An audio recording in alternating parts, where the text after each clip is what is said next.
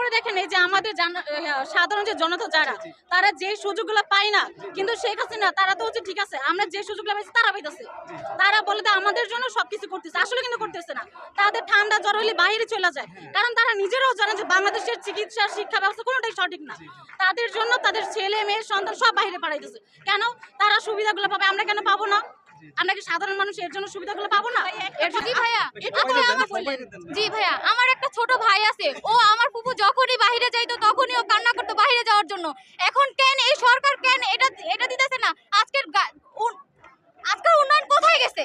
হ্যাঁ, আজকে আমার ছোট ভাই বাইরে যাওয়ার জন্য কান্না করতো, এখনো ভয় পায়, গুলির ভয় পায় যে আম্মু কোথা থেকে যেন গুলি আসছো, কেন আসছে, কেন ওরা ঘরে থাকবে? ওরা তো বাইরে খেলার কথা, ওরা তো আজকে গুলির ভয়ে ভিতরে থাকার কথা না। ওরা আজকে বাইরে নামতে পারতেছে না, কেন নামতে পারতেছে না? সরকারের জন্য।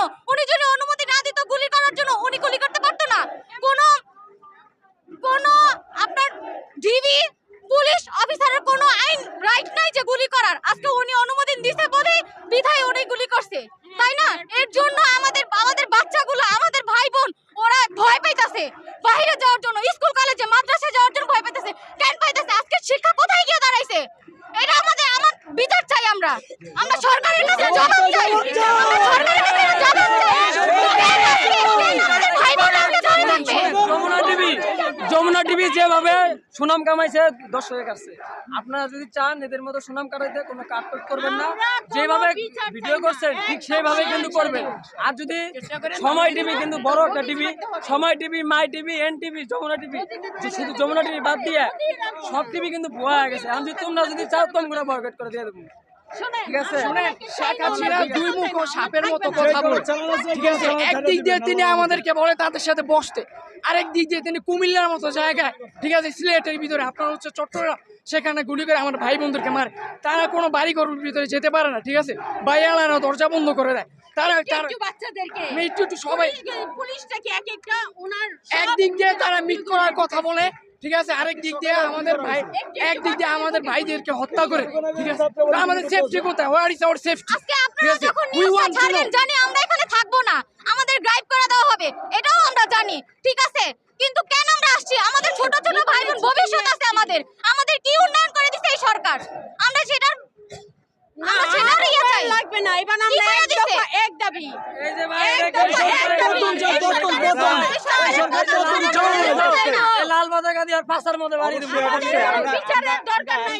বাঙালিরা কোনো চিনে নাই ভাই, সবাই ও বাঙালিরা বুঝছেন। সবার মনের যে আশা, এই সবার মনের আশা অবশ্যই ইনশাআল্লাহ খুব শীঘ্রই পূরণ হবে।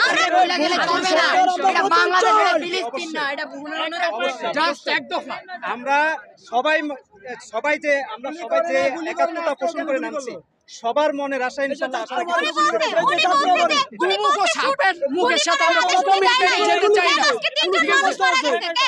উনি যে বলছে যে গুলি করার রায় নাই, কেন আজকে তিনজন মানুষ মারা গেছে? উনি যদি নাই বলতো, কেন আজকে তিনজনকে আহত করছে, তিনজনকে মারা গেছে?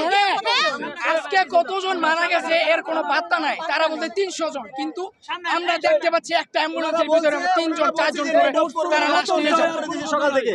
শুধু নেট অফ না, নেট অফ ছাড়াও আজকেও গুলি 2 থেকে 3 জন সকালবেলা দেখছি আজকেও গুলি অবস্থায় নিয়ে হসপিটালে ধরে নিতে গেছে।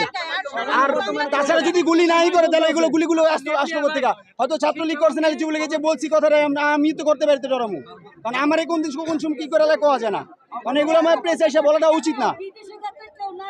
আমরা এমনকি ওয়াইফাই যেটা আছে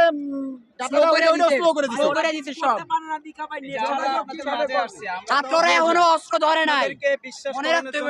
দেখতেন যে এই যে এখানে যদি আজকে নেট থাকতো তাহলে কিন্তু আপনাদের মনের কথাটা লাইভে চলে গেছে। তাহলে আপনি ফায়ার করতে আমরা কি জন্য আসছি মাঠে? গুলির আওয়াজ শুনছেন? গুলি করতে যা শুনছেন?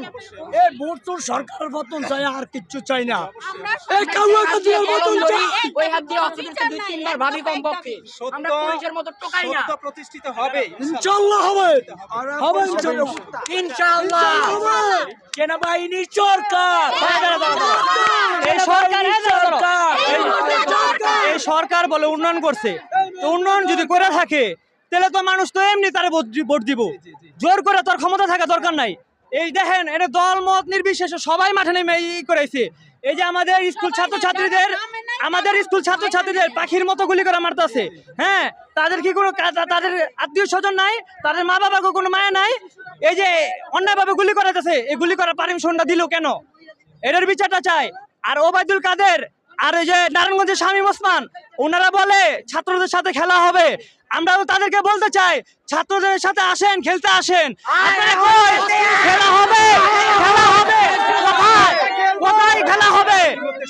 ইতিমধ্যে শোনা যায় যে কেউ কাউকে নাকি খুঁজে পাওয়া যাচ্ছে না, বা কেউ নাকি বাংলাদেশে অনেকে বিদেশে পলাইছে, অনেকে বিদেশে ই করে নিয়ে আসে, মানে দেশের টাকা পয়সা লুটপাট করে নিয়ে এখন পলাইছে।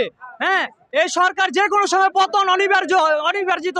ঠিক আছে, দল মত নির্বিশেষে ছাত্রছাত্রীরা যেভাবে নামছে, তারপরে স্টুডেন্টের বাপ মারা যেভাবে নামছে, এই সরকার গদিতে বসে থাকতে পারবো না। ঠিক আছে, পারবো না।